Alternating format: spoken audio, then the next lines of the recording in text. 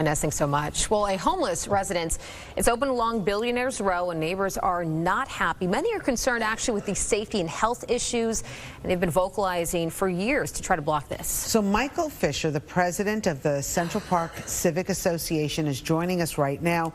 Thank you so much for being with us, Mr. Fischer. Thank you for having me. I appreciate it very much. All right. So what is the major concern with the homeless shelter moving into, these billion-dollar buildings? Transparency. That's the problem. When 4 years ago, the city approached the community and said that they had approval to open up a shelter. Well, the fact of the matter is they never had approval because the shelter is a fire trap. The shelter has one egress, one staircase going in and out of the building. It's a very narrow staircase. God forbid there's a fire, people will be trapped in that building and you're going to have a loss of life. And they were never transparent about that. What ended up happening is the city filed behind everybody's back to get a waiver, to get approval from the state, from the OTDA, which is the Office of Temporary Disability Assistance. They're the ones that approve the shelters. And so they applied for this waiver, and for the last 4 years, it was never approved. In fact, the waiver still hasn't been approved. The OTDA actually admits that the building is unsafe because originally the city wanted to have 140 homeless people in the shelter, and now the state is only allowing 80 people in the shelter. Somebody must have convinced OTDA that less people in the shelter means it's going to be safer. But the fact of the matter is less people in the shelter is not going to be safer. Well, let me ask you something, Mr. Fischer, because your organization has spent a lot of money, hundreds of thousands of dollars fighting this in court. Obviously, it has not gone your way. Some people in the neighborhood think it's just because of real estate prices that the depreciation of apartments in that area are going to go down because of a homeless shelter nearby. Right. Does that factor into anything? Well, first of all, my organization has not spent hundreds of thousands of dollars. I'm president of the Central Park Civic Association. We have not spent that kind of money. Secondly, there's no concern about the real estate values going down whatsoever. The concern by residents is the fact that particular building is very unsafe. Look at it this way. If there's a fire in that building, okay, you're going to have an influx you're going to have firemen rushing up the staircase, one staircase, and then you're going to have the residents trying to escape, and you're going to have deaths. I mean, case in point, two couple of years ago, there was, in the Frederick E. Samuel house, there was a fire, and the family of 6, which included 4 children, couldn't get out of there because there was only one egress. The only way out was through the fire, and they died.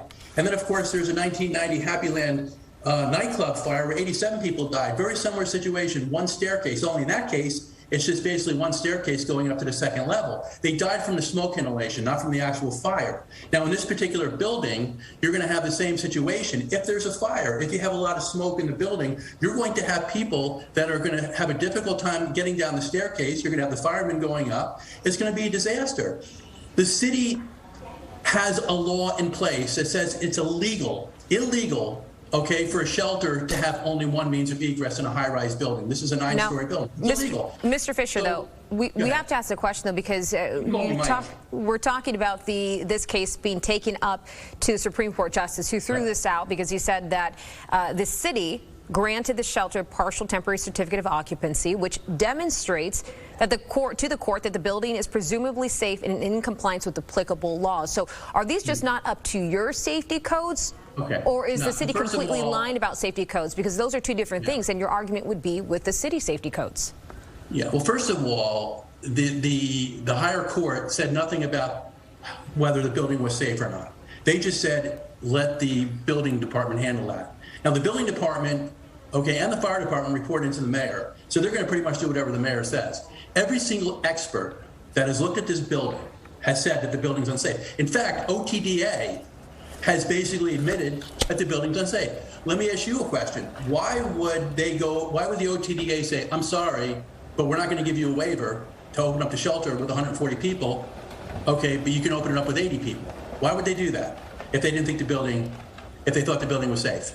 We actually have a statement from the Department of Homeless Services, and basically it says, now more than ever, we need every community to come together to address homelessness, remain committed to ensuring that every community has the critical safety net resources needed to support those from the community who may fall on hard times. So what is your response to DHS saying this? I mean, we definitely need to help the homeless people.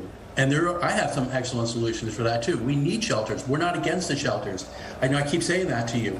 Remember, this building has one egress, okay? So if there's an emergency, people can't get out. There's no sprinklers in the rooms, okay? There are no fire escapes. What are people supposed to do? Jump out the windows? That's what's gonna happen. If there's a major fire and there's a lot of smoke, people are gonna end up jumping out the windows. We can avoid this. Listen, 4 years ago, okay?